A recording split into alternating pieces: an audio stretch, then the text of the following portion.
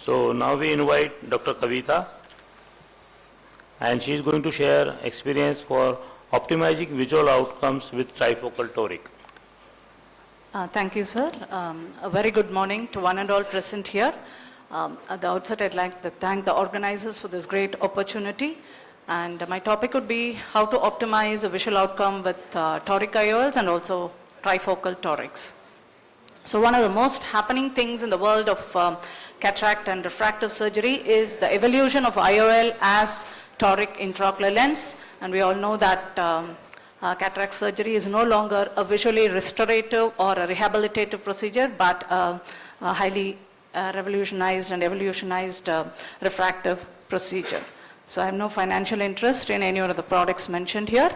And this is a study which was conducted in a tertiary care center in North India, where most of the cataract patients had, sought admission for cataract, and it was found that more than 40.49% had an astigmatism of more than 1 diopter cylinder, and most of it were with the rule, and it advanced to against rule with age, and against rule astigmatism was highly prevalent, and multiple studies do support that toric IOL implantation results in excellent visual acuity than implantation with a non-toric intraocular lens. When it comes to addressing the spectacle lenses, we always make sure that we always correct spherical as well as address astigmatism as well.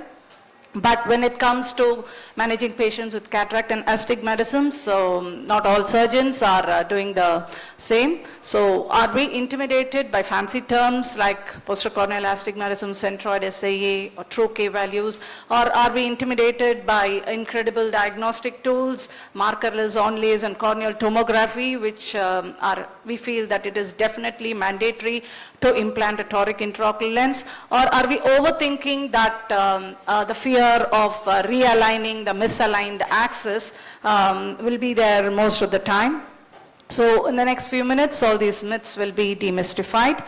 So one important quality we all need is an eye for perfection is very, very important, and consistency and reliability is also important. And this, especially when we are implanting, whether it is mono or trifocal torics or EDOF torics.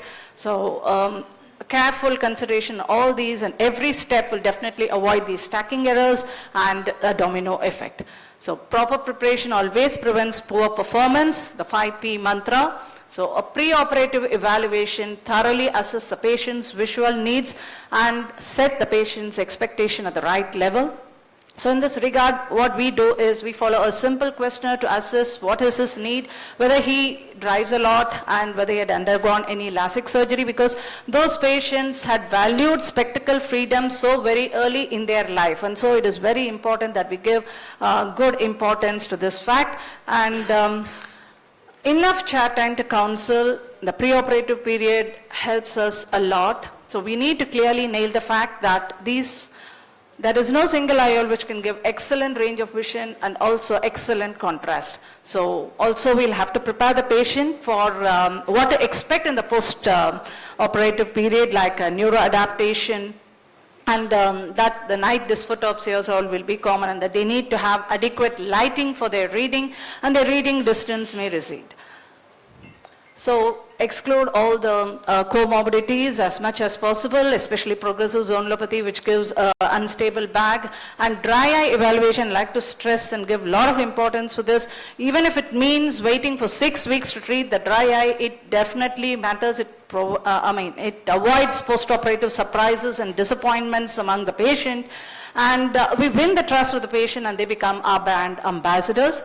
And accurate biometry even before a puff of air strikes a cornea or a drop falls into the eye. And apart from the routine retinal evaluation, OCT macula to look for subtle macular pathologies is important, and the corneal tomography throws a lot of light on aberrations like coma and ascertain the regular astigmatism and angle kappa, alpha, etc.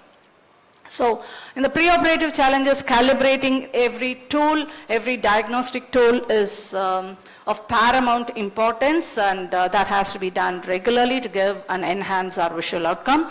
And this is not just an ordinary task, but a Himalayan task.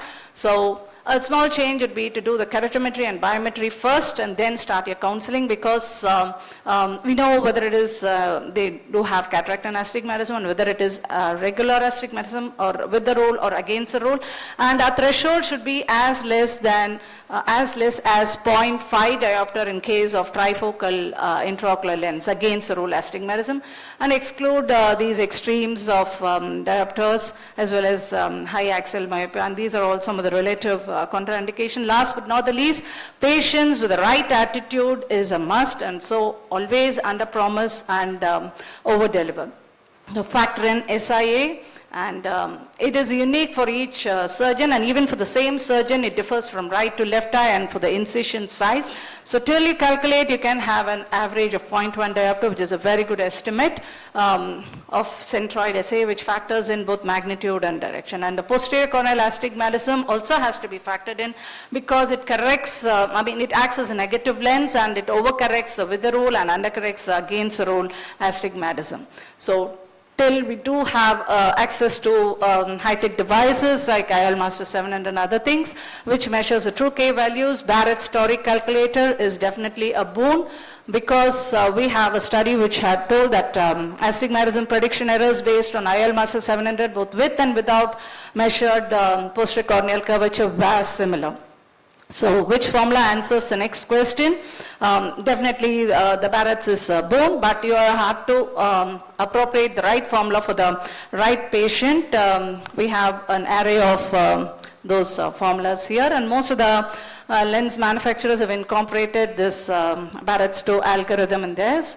And it is also important that instead of taking an average toricity ratio, which is actually the ratio of the toricity of cylinder of the IOL at the IOL plane to that of the corneal plane, in extremes of eyes, we do have to follow the nomogram and fill in those. So again, the choice of the lens, make sure that it has excellent rotational stability, and proven biomechanics and proven biomaterial is important, so that it stays right where you want it, and the stable force haptics also has to keep it centered in the capsular bag. Well, my choice of trifocal IOLs is the Trifocal Toric Zeiss, because it gives excellent 4-point haptic design, excellent rotational stability, especially in high myopes where the bag is really very big, and due to various other factors like asphericity, and it's also a preloaded one. So after you determine your calculated power and other things and determine the IOL model, our next thing is the actual surgical step. So the procedure is essentially the same as routine cataract surgery, but if you're going for a manual marking, make sure that the cornea is dry, because it doesn't smudge, and also make a well-centered, perfect capsulorhexis, so that there is a 0.5 overlay over the lens, and it stays right. Well, and also this phacoemulsification, make sure that you don't have any wound burns or other things as well. Just a half a minute. Yeah. And then you also make sure that the incision should be the right size incision, and the cartridge should be the right cartridge, so that whether it is in the wound or wound assisted, it should not distort, and unnecessarily iatrogenically we should not induce any bizarre astigmatism, and this is done. So a spot on accuracy, whether it is manual or with a markerless only, it definitely markerless only, and IOL Master 700 does contribute a lot to enhancing our precision. But still we can get a good result even with manual marking with a spot on accuracy and perfection. So the trifocal IOLs are for those eyes that refuse to age, and thank you so much for your patient listening. Thank you, Dr.